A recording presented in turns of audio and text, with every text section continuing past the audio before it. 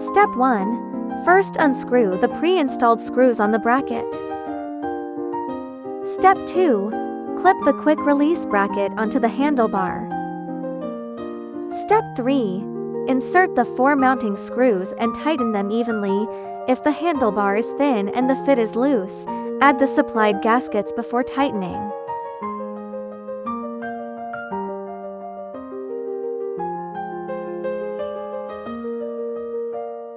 Step 4.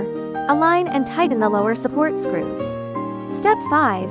Slide the basket along the track into place, then push the right lock button to the locked position.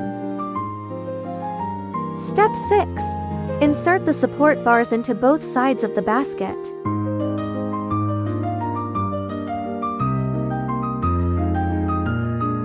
Step 7. For removal, push the lock button to the unlocked position and take off the basket.